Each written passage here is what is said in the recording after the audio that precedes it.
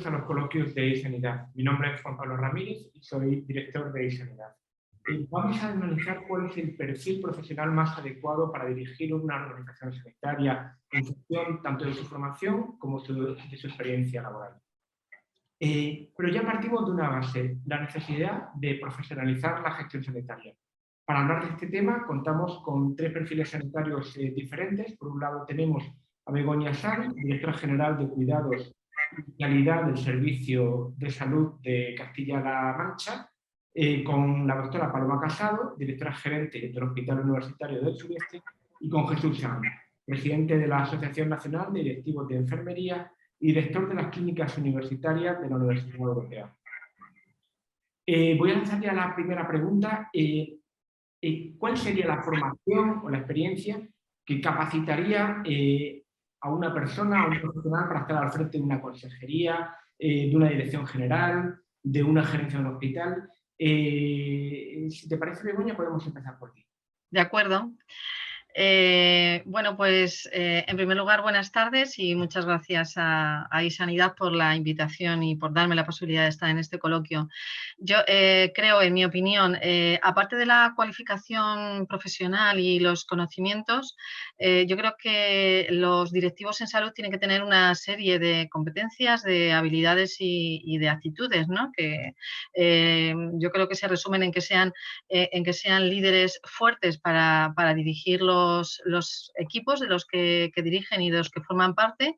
Deben tener la capacidad suficiente para tener herramientas y si no las tienen, buscarlas para gestionar las relaciones con las personas y tener habilidades o formarse en habilidades de comunicación, porque la comunicación, la empatía, los cuidados son claves para dirigir las instituciones sanitarias.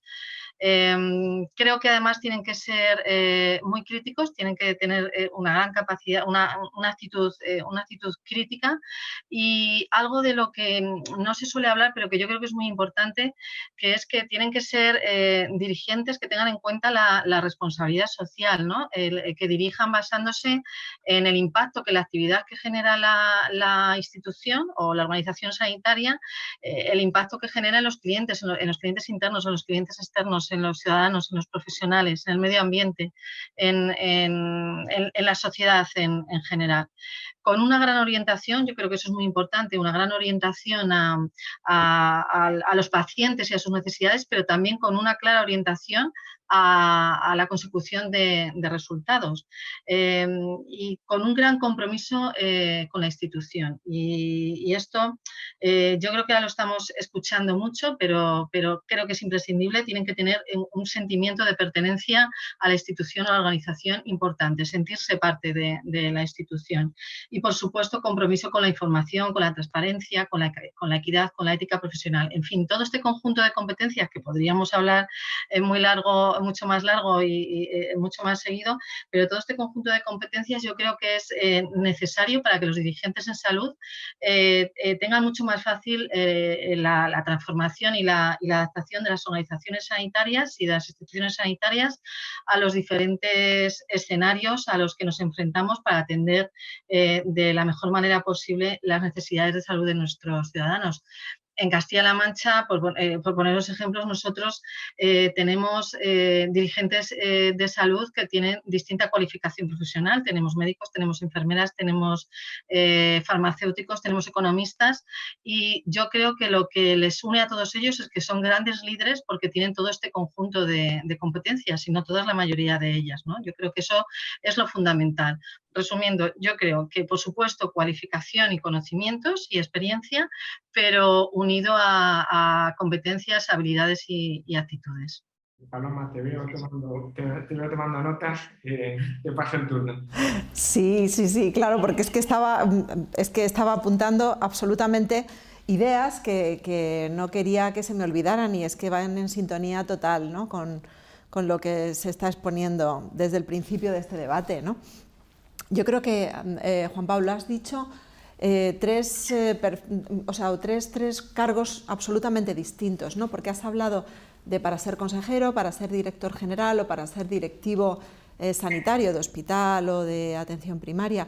Y yo creo que habría que diferenciar, ampliando, ¿no?, lo que estábamos hablando, habría que diferenciar entre los cargos que son más políticos y los que son más técnicos.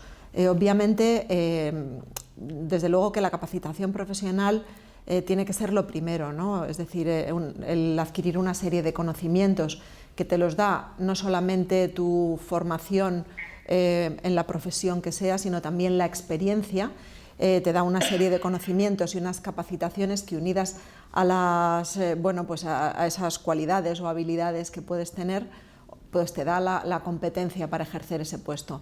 Pero, como digo, hay que diferenciar entre puestos políticos y puestos técnicos. Yo creo que el perseguir la profesionalización de los directivos tiene que partir de esa diferenciación. En un puesto de un carácter político probablemente es importante la formación, pero no es tan importante como pues, el alineamiento con esa formación política o con los objetivos de tu organización, o estar en sintonía, compartir los valores y los principios de esa organización política a la que debes un compromiso, ¿no? Y un desarrollo de, como digo, un programa de gobierno. Esto es distinto a los puestos más técnicos, ¿no? Como pueden ser a partir de direcciones generales hacia abajo, ¿no? Incluso algunas direcciones generales tienen un carácter marcadamente técnico, pero bueno, ahí estamos un poco en la duda. Pero sí, sin ninguna duda, subdirecciones, gerencias de hospitales, equipos directivos son puestos absolutamente técnicos en los que se ha de demostrar una experiencia profesional y una capacitación que te la da pues una formación en una profesión concreta.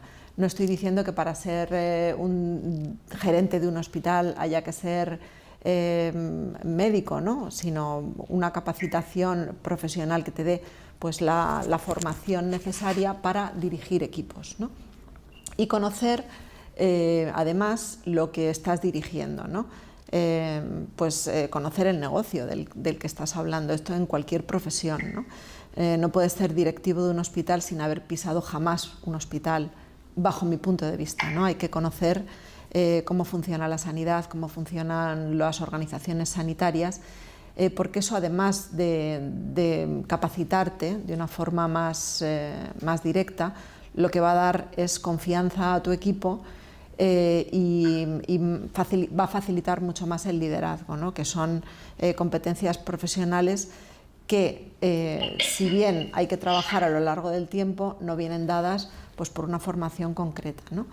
En definitiva, cargos más de nivel más político pueden ser asumidos por cualquier tipo de profesión, siempre que se demuestre pues, esa sintonía y ese compromiso por la consecución de los logros del programa político, pero puestos más técnicos tienen que estar orientados a lo que se estaba hablando antes, ¿no? Orientados a la ciudadanía, orientados a los resultados a obtener sobre los pacientes, los ciudadanos, las familias, orientados a gestionar una organización en la búsqueda pues, de la eficiencia, de la efectividad, de la calidad, en una palabra, y gestionar, pues, como digo, orientado a resultados, aportando valor y conseguir que toda la organización en su conjunto pues, trabaje para la mejora de los resultados. ¿Esto es más sencillo si provienes de una profesión sanitaria? Sí. ¿Es más sencillo si tienes experiencia en alguna organización sanitaria? También. Pero ninguna profesión concreta te capacita para desarrollar un puesto directivo concreto. Obviamente una dirección de enfermería ha de ser ocupada por un profesional enfermero o enfermera y una dirección médica por un médico. Pero el resto de puestos directivos, bajo mi punto de vista, para ello se necesita una experiencia y una formación directiva, específica, como lo que estamos persiguiendo desde hace unos años pues, todos los equipos directivos que estamos trabajando en este momento. Ya más adelante hablaremos de otras circunstancias que bajo mi punto de vista son necesarias para este desempeño. Jesús, ya han aportado muchas ideas, tanto Paloma como Begoña, pero bueno, ¿qué puedes aportar? Bueno, como muy bien has dicho, tanto Begoña como Paloma yo creo que han hecho un repaso y un análisis en profundidad de la pregunta, ¿no? Solamente, y coincido con sus planteamientos, ¿no?, en los dos ámbitos en los que han expuesto sus planteamientos, ¿no? Solamente casi al hablar el último hacer algunas matizaciones o algunas puntualizaciones, ¿no? En primer lugar, agradecer a iSanidad la oportunidad que nos da para debatir este tema, ¿no?, y por haberme invitado pues, a compartir la mesa, ¿no? Hay un aspecto clave que ya se ha dicho, ¿no?, y es que la profesionalización de los directivos sanitarios es una necesidad. Afortunadamente se va avanzando, pero desde las dos sociedades implicadas en el ámbito de la gestión sanitaria, como son SEDISA y como es la Asociación Nacional de Directivos de Enfermería, seguimos trabajando activamente porque creemos que estamos todavía muy lejos de alcanzar estos objetivos, ¿no? Esta profesionalización, como también se ha dicho, tiene que ir asociada a una experiencia, a una formación, ¿no?, y a una serie de competencias que se pueden aprender y que se pueden adquirir con la experiencia y con la formación. Coincido en lo que decía Paloma, en el sentido de que hay direcciones que van a ser muy técnicas o que van a estar dirigidas hacia ámbitos de conocimiento específicos. Pero es que incluso en esos casos, aunque sea necesario tener una titulación de un ámbito de conocimiento específico, para ser un líder o para ser un directivo dentro de ese ámbito es necesario además tener otras competencias y tener otras habilidades, porque si no, no podrá ejercerse este liderazgo.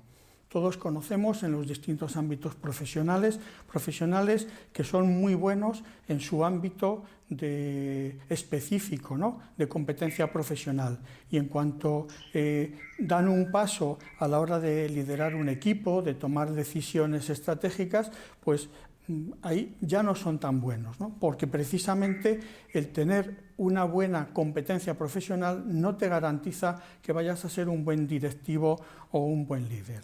Y en cuanto al tema que se planteaba inicialmente, ¿no?, y que Paloma los diferenciaba entre ámbitos más técnicos o más políticos, ¿no?, yo creo que independientemente de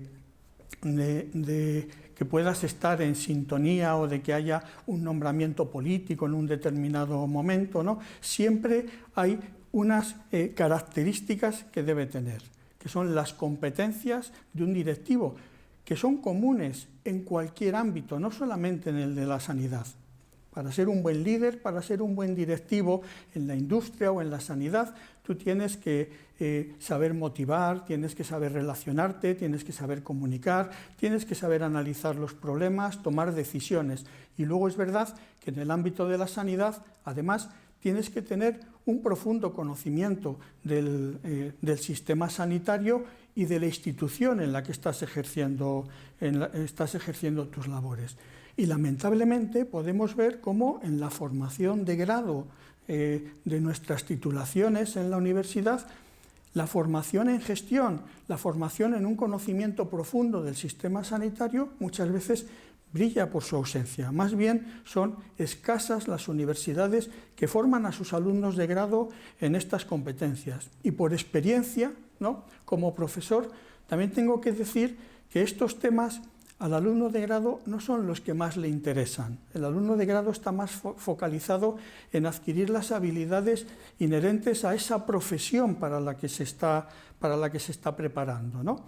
Entonces, obviamente, el tener un título no te capacita para ser un buen directivo en cualquiera de los ámbitos de conocimiento. No sería necesaria una experiencia clínica, pero ayudaría. Paloma, ¿cómo lo verías? El tener una experiencia clínica para ocupar un puesto directivo. Sí. Yo creo que no es necesario. Como ha dicho antes Jesús, yo creo que lo que sí es necesario y es imprescindible para ocupar un puesto directivo, en cualquiera de los niveles del sistema sanitario, en cualquiera, es un conocimiento profundo del sistema, ¿no? Antes he dicho conocimiento del negocio un poco en forma coloquial, ¿no? Si estás en un hospital, conocimiento de los procesos hospitalarios; si estás en primaria, conocimiento de cómo funciona la atención primaria. Pero lo que sí hay que tener es un conocimiento profundo de nuestro sistema sanitario, de la organización del sistema, de cómo se gestionan las políticas públicas, porque tú al final tienes que trasladar y alinearte con esas políticas públicas y trasladarla a objetivos y a tareas y a los procesos concretos de la entidad que estés dirigiendo. No digo entidad porque me da igual hablar de un hospital, atención primaria, en una dirección general. En cualquiera de estos sitios tienes que tener un conocimiento profundo del sistema, que no te lo da, o no siempre te lo da, tu ejercicio como profesional en cualquiera de los ámbitos de las profesiones sanitarias, ¿vale? Eso no te lo da. Luego hay que tener un conocimiento profundo de las políticas públicas y de cómo se gestionan y se ejecutan estas políticas públicas. Hay que tener un conocimiento también, por lo menos conocimiento básico del procedimiento administrativo, porque tú estás administrando y estás gestionando un capital que en muchas de las ocasiones es capital público, en otras ocasiones es privado, pero en cualquier caso tienes que conocer cómo es el procedimiento administrativo y cuál es la ley bajo la cual estás desplegando pues ese ejercicio directivo, ¿no? Entonces, ese conocimiento, como ha dicho antes Jesús, y esto es importantísimo, no lo adquieres normalmente en las carreras sanitarias, normalmente, o de forma muy somera, lo adquieres con la experiencia y con estudios de posgrado en muchas ocasiones, o con cursos, o con tu formación o tu experiencia personal. Por lo tanto, a la pregunta, Juan Pablo, de que si la experiencia clínica es necesaria, no, lo que sí es necesario es una formación y por supuesto una experiencia, pero bueno, una formación en políticas públicas y en ejercicio de la función directiva, que esto es súper importante. ¿Cómo lo ves, Jesús? ¿Crees importante esta formación también en políticas públicas para desempeñar un cargo directivo en una organización sanitaria? Me parece imprescindible que haya una formación específica en estos ámbitos, ¿no? Aparte de los que ya se han comentado, anteriormente, ¿no? Creo que a la hora de pensar en algunos ámbitos de gestión, como mencionabas en tu primera pregunta, si hablamos de consejerías, si hablamos de direcciones generales, ¿no? Si hablamos en posiciones en las que las decisiones estratégicas son más transversales, muchas veces ahí estamos hablando que las decisiones hablan de salud, y la sanidad es una parte de esa salud, ¿no? En ese sentido, pueden estar tomando decisiones estratégicas en esos ámbitos profesionales que no sean sanitarios, ¿no? Y en ese sentido es imprescindible, me repito, tener un conocimiento del sistema. Si estás en la Consejería de Salud o en la Consejería de Sanidad, tienes que saber, ¿no? De qué va, cuál es el ámbito en el que vas a gestionar, ¿no? Pero fundamentalmente tienes que tener en cuenta, ¿no?, que estás trabajando en un ámbito muy multidisciplinar, multiprofesional, y ahí tienes que tener esa amplitud de miras, tienes que tener en cuenta la complejidad del sistema sanitario, y si estás desempeñando tus funciones precisamente en ese ámbito, tienes que conocer, como muy bien ha dicho Paloma, el proceso administrativo, tienes que tener conocimientos para que puedas desempeñar bien tu labor en ese ámbito. No puede suceder que te nombren sin experiencia y lo que tenías que aprender al principio sea lo que estás desarrollando las competencias al tercer año. Estarás haciendo muy mal tu labor. ¿Esto cómo se puede facilitar? Pues, como ya se ha dicho, por la experiencia o fundamentalmente por la formación en el ámbito del posgrado. Y hay muchísimas posibilidades de esta formación en universidades, en centros no universitarios, o sea que las posibilidades de adquirir estas competencias están al alcance prácticamente de cualquiera que quiera dedicarse a la gestión sanitaria en este caso. Podría sentir, Begoña, me imagino que tu comentario también iría por esta línea. Sí, efectivamente, estoy completamente de acuerdo con tanto con Paloma como con Jesús, ¿no? Yo creo que efectivamente la experiencia clínica no es necesaria para ser un dirigente en salud, pero sí que son muy necesarios tener conocimientos y ayudan muchísimo tener conocimiento y experiencia en el ámbito que vas a gestionar, pero también en el ámbito de la economía y de la gestión y, por supuesto, de las relaciones con las personas, ¿no? Que es muy importante para cualquier directivo, no solamente para el directivo en salud. En concreto, además, las instituciones sanitarias son organizaciones muy complejas de dirigir, donde interviene gran número de personas. No son empresas al uso donde hay un producto, unas ganancias, en fin, que son empresas difíciles de dirigir, muy distintas a otro tipo de empresas. Y yo creo, además, que es muy importante saber rodearse de un equipo que tenga realmente también esos conocimimientos y esas habilidades y esa formación de la que nos habla Jesús, que estoy completamente de acuerdo. Deberíamos tenerla desde en la facultad, en todas las profesiones sanitarias, pero creo que es muy importante saber rodearse de un equipo potente, con experiencia y con conocimiento en cada uno de estos ámbitos, ¿no? Porque esto es clave para que el directivo pueda delegar, ¿no? y que se consigan los objetivos que están planteados. Creo que es también muy importante formarse o que nos formen en tener capacidad de observación. En estos puestos yo creo que es clave la capacidad de observación para analizar constantemente las distintas situaciones, detectar los riesgos y adelantarnos a las posibles complicaciones y establecer acciones de mejora, ¿no? Y como directivos esa experiencia que te da sobre todo la formación en relaciones personales, te da la capacidad de colocar a cada miembro del equipo en su sitio, ¿no? Aportando cada uno el valor que corresponde. Y además esa experiencia de la que han hablado tanto Paloma como Jesús, voy a decir algo que a lo mejor no es políticamente muy correcto, ¿no? Pero nos ayuda a los directivos en salud a cultivar la capacidad de adaptación, de flexibilidad y de resistencia, ¿no? Que es importantísimo en estos puestos. Y es verdad que la experiencia te ayuda mucho, ¿no? a madurar esa capacidad. O sea que estoy completamente de acuerdo con vosotros. Experiencia clínica no es del todo necesaria, aunque puede ayudar, pero sí conocimientos y experiencia no solamente en el ámbito que se va a dirigir, sino en ámbitos tan importantes como la economía y la gestión y la gestión de personas. Hablabais de conceptos que quizás son claves, como la multidisciplinaridad o incluso mucho más sencillo de pronunciar la palabra equipo. Pero ¿hasta qué punto beneficia el sistema sanitario que haya diferentes profesionales en estos equipos? Si te parece, empezamos ahora por ti, Jesús.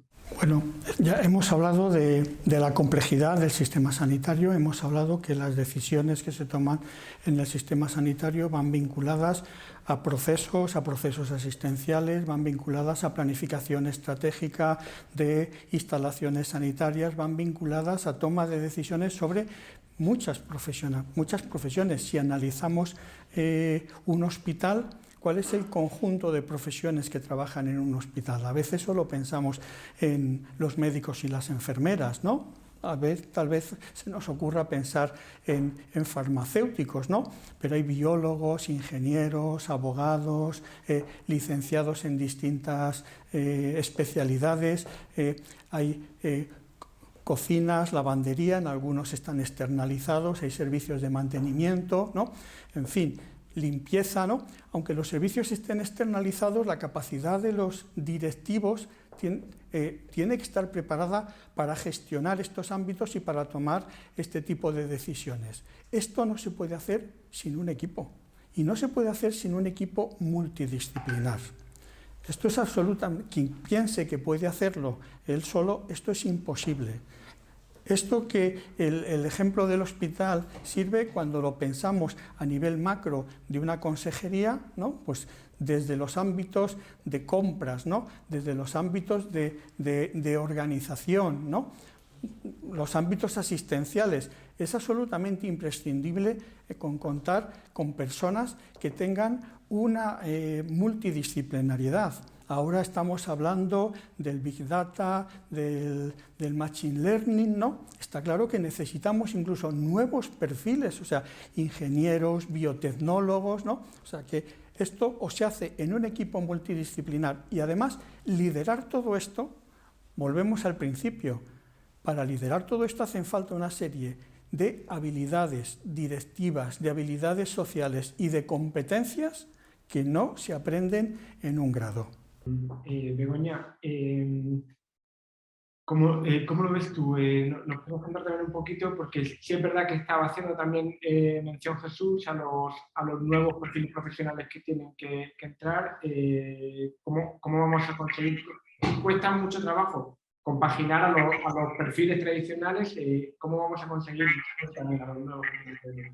Tenemos que conseguirlo, Jesús, o sea, no lo está pidiendo, ¿no? Si algo nos ha enseñado esta crisis que todavía no hemos terminado de pasar, la pandemia, es que estos nuevos perfiles y estas nuevas profesiones las necesitamos, están entrando con mucha fuerza, ¿no? Sin tecnologías de información, sin las profesionales que se dedican a la digitalización, y a todos los sistemas de comunicación, sería imposible que lleváramos a cabo todos los procesos de nuestro día a día, ¿no? Además, es que la evidencia científica, si nos remitimos, o sea, no es algo que nos estemos inventando. La evidencia científica, cuando te formas en cualquier curso de gestión, lo que te dicen es que en un equipo de trabajo, para que sea potente, tiene que estar compuesto por distintos perfiles profesionales, ¿no? Y nos hablan de los distintos perfiles que tiene que haber en cada uno de los equipos, y el líder, ¿no? El directivo, que es el que toma las decisiones al fin y al cabo, tiene que ser capaz de integrar todos esos perfiles para que el equipo funcione perfectamente, ¿no? Y hacer, como decía antes también, que cada miembro del equipo, que cada profesional ocupe su lugar y aporte el valor que corresponde. Yo creo que los distintos profesionales dentro de un equipo funcionan como engranajes, como eslabones dentro de una misma cadena, ¿no? Y ahora mismo, sin esos nuevos perfiles que están entrando de lleno, incluso matemáticos, químicos, radiofísicos, o sea, sin todos estos perfiles la cadena se nos va a romper. O sea, tenemos que ser capaces de integrar estos nuevos perfiles en nuestras instituciones y en nuestras organizaciones. Yo hace poco leía que los bancos fueron los primeros que incorporaron la tecnología a sus sistemas de información, y todo el mundo los miraba como diciendo, esta gente está loca, y realmente nos enseñaron a que sin la informática no se iba a ningún lado, ¿no? Que para conseguir nuestros objetivos necesitábamos la informática. Y es que ahora ya no solo necesitamos la informática, necesitamos otros muchos nuevos perfiles que están surgiendo y que nos están pidiendo entrar, y que tenemos que ser capaces, como directivos, de coger el gancho y de encajarlos en nuestra cadena. Yo creo que solamente de esta forma tendremos la posibilidad realmente de alcanzar esa excelencia de la que tanto hablamos de asistencia sanitaria, ¿no? Y más en un momento como en el que estamos ahora y el que nos queda por vivir. O sea que efectivamente tenemos que aprender mucho de esta pandemia, y tenemos que ser capaces de este aprendizaje que hemos tenido con las nuevas tecnologías, con la digitalización, con la comunicación, llevarlo a cabo ya de cara al futuro, pero no un futuro muy lejano, un futuro ya cercano. Begoña, nuevos perfiles más tradicionales, ¿cómo se va a beneficiar el sistema sanitario de todos ellos? Paloma, perdón. Pues, yo ya iba a contestar otra vez. Pues en la línea de lo que está diciendo Begoña, es que no podemos perseguir una asistencia sanitaria basada en valor si no tenemos en cuenta el valor que aportan todos los profesionales, todos los equipos multiprofesionales, ¿no? Esto nos aporta distintas perspectivas, ya no solamente distintas fuentes de conocimiento y de experiencia y un desempeño excelente en cada uno de ellos, sino que nos aporta distintas perspectivas.